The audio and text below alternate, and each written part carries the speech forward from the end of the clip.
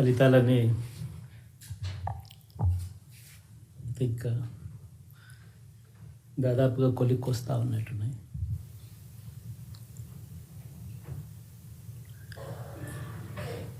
చూసిన ఫలితాలు జరిగిన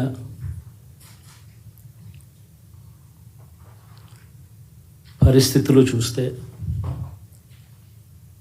నిజంగా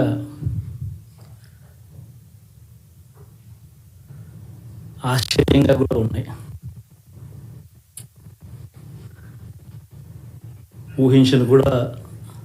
ఊహించలేదు ఇలా జరుగుతుందని, ఇలా వస్తాయని కూడా. బట్ ఎస్,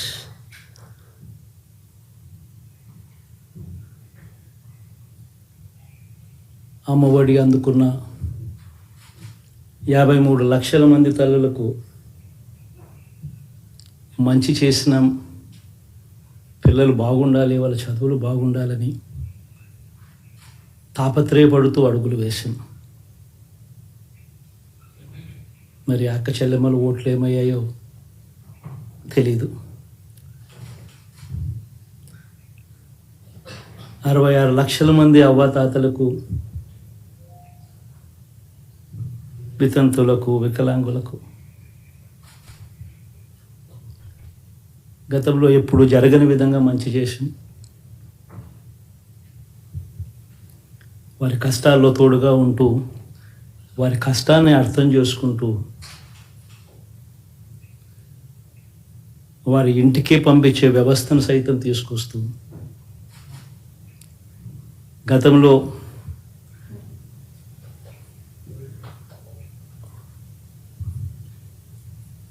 మా ప్రభుత్వం అధికారంలోకి రాకమునుపు ఇస్తా ఉన్న చాలని పెన్షన్ నుంచి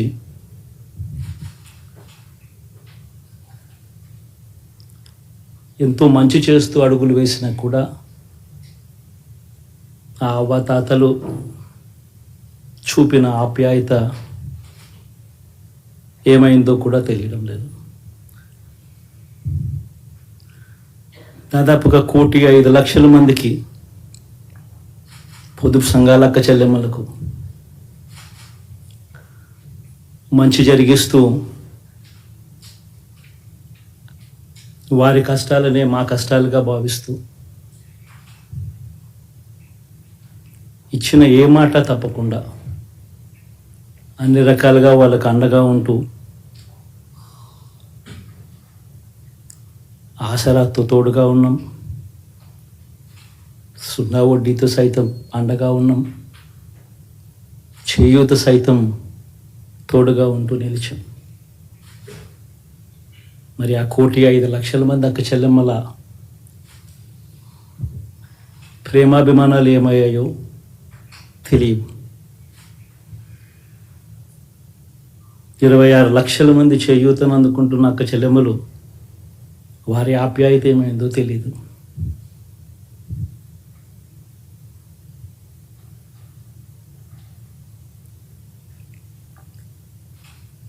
పిల్లల చదువుల కోసం ఏ తల్లి ఏ తండ్రి ఇబ్బంది పడకూడదు అని మొట్టమొదటిసారిగా పూర్తి ఫీజులు ఇస్తూ తీసుకొచ్చి అంతగా నిలిచాం. చదువుల్లో ఎప్పుడూ చూడని మార్పులు తీసుకొచ్చాం. దాదాపుగా 12 లక్షలు మందికి సంవత్సరానికి మంచి జరిగిస్తూ,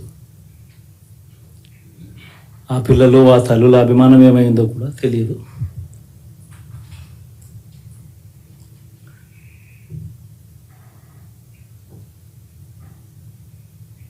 దాదాపుగా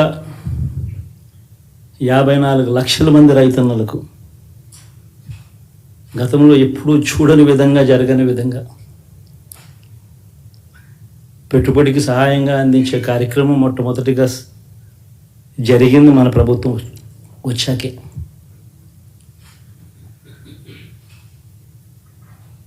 మరి అంతగా రైతన్నలకు తోడుగా ఉంటూ, రైతన్నలకు రైతు భరోసా ఇవ్వడం కానీ, సమయానికే వారికి ఇన్పుట్ సబ్సిడీ ఎప్పుడు జరగని విధంగా సీజన్ ముగిసేలోగానే ఇచ్చే కార్యక్రమం కానీ, ఉచిత ఇన్సూరెన్స్ కానీ, పగటిపూట 9 గంటలు ఇచ్చే కార్యక్రమం కానీ,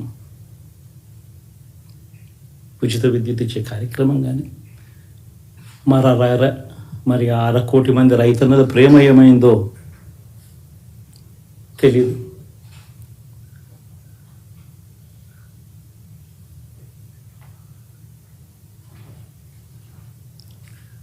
మరి ఇన్ని కోట్ల మందికి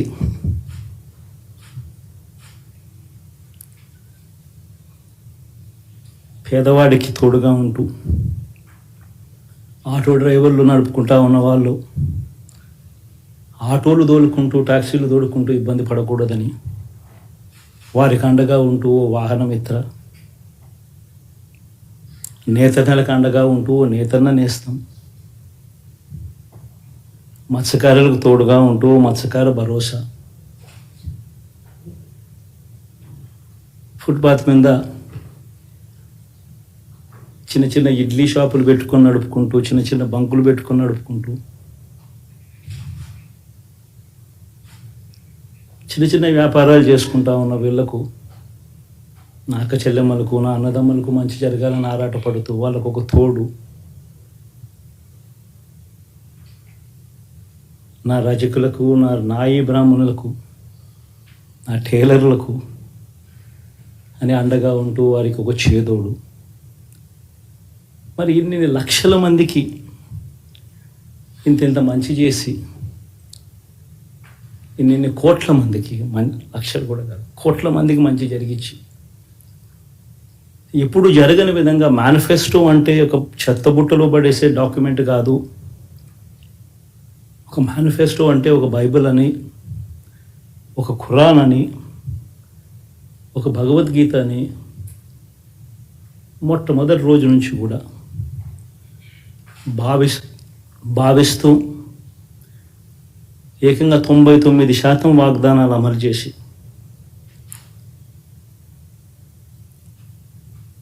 అంతే చిత్తశుద్ధితో ఆ మేనిఫెస్టోను కూడా అక్క చెల్లెమ్మల ఇంట్లోకి తీసుకొని వెళ్ళి చూపించి మీరే టిక్కు పెట్టండి అనే నిబద్ధత గల ప్రభుత్వంగా పనిచేసాం. ఇప్పుడు జరగని విధంగా పిల్లల చదువులు, పేదరికం పోవాలి అని అంటే పిల్లల చదువులకు క్వాలిటీ ఎడ్యుకేషన్ అవసరం అని మొట్టమొదటిసారిగా ఇంగ్లీష్ మీడియంను వ్యతిరేకిస్తున్న వాళ్ళందరూ పెత్తందాలతో యుద్ధం చేసి సైతం పిల్లలకి ఇంగ్లీష్ మీడియం తీసుకొని రావడమే కాకుండా టోఫుల్, ఐబీ లాంటి కళలు కూడా కలం ఆ పేద పిల్లలకు అండగా నిలబడాలని, తోడుగా ఉండాలని, వారి చరిత్రలు మార్చాలని, ఎప్పుడు చూడని విధంగా గ్రామ స్థాయిలోనే సచివాలయ వ్యవస్థ, వాలంటీర్ల వ్యవస్థ తీసుకొచ్చి ప్రతి ఇంటికి సేవలు అందించే కార్యక్రమం చేశాం. వివక్ష లేకుండా, కరప్షన్ లేకుండా దాదాపుగా 2,70,000 కోట్ల రూపాయల పైచిలకు ఇంటి వద్దకి అందించగలిగాం.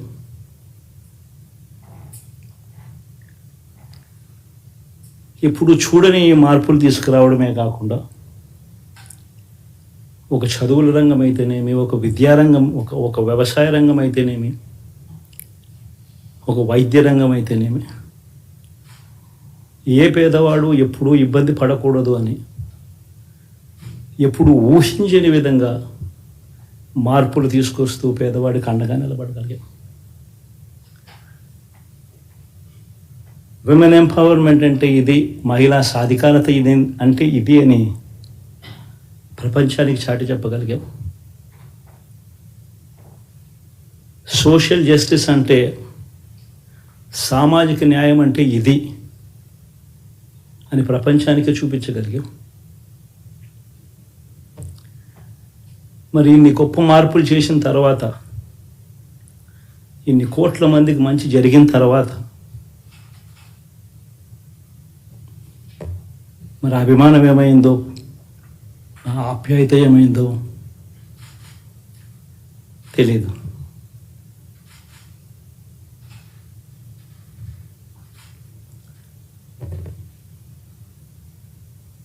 ఎవరో మోసం చేశారో, ఎవరో అన్యాయం చేశారో అని చెప్పి అనొచ్చు, కానీ ఆధారాలు లేవు.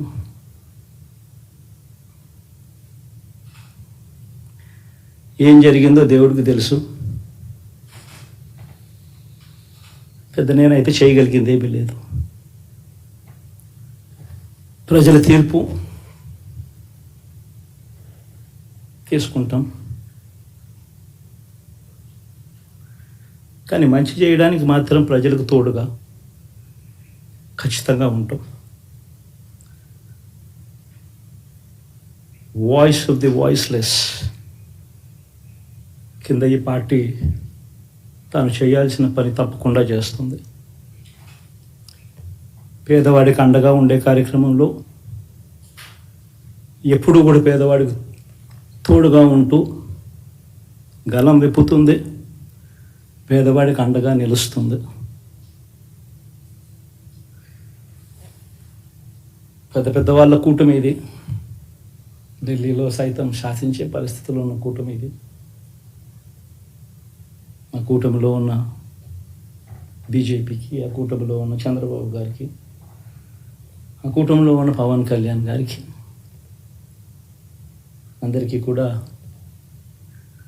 వాళ్ళ గొప్ప విజయానికి అభినందనలు.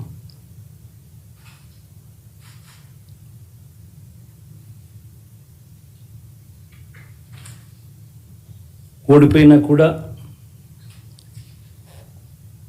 నా ప్రతి కష్టంలో కూడా తోడుగా అండగా నిలబడిన నా ప్రతి నాయకుడికి, ప్రతి కార్యకర్తకు, ప్రతి వాలంటీర్కు, ప్రతి ఇంట్లో నుంచి వచ్చిన ప్రతి స్టార్ క్యాంపెయినర్గా నాకు తోడుగా నిలబడిన నా అక్క చెల్లెమ్మలకు, అన్నదమ్ములకు, మీ అందరికీ మనస్ఫూర్తిగా మీ అందరికీ కూడా కృతజ్ఞతలు తెలియజేస్తా ఉన్నాను.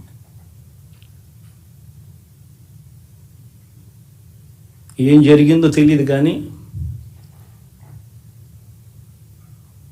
ఏమి చేసినా, ఎంత చేసినా ఇంకా 40% ఓటు బ్యాంకు మాత్రం తగ్గించలేకపోయారు. ఖచ్చితంగా మళ్ళీ ఇక్కడి నుంచి లేస్తాం.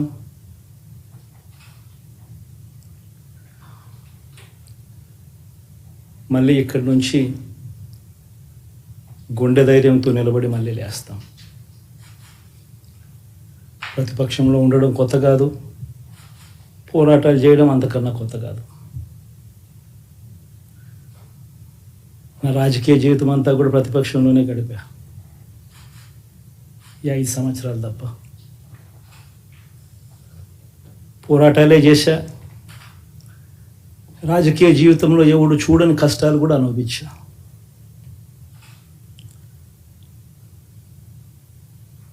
ఇప్పుడు అంతకన్నా కష్టాలు ఏదైనా పెట్టినా కూడా సిద్ధంగా ఉన్నాం, సిద్ధంగా ఎదుర్కొంటాం.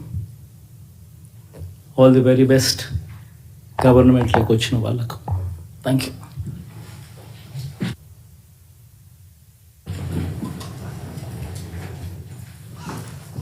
ఎలా ఉండబోతుంది కొత్త పత్ర?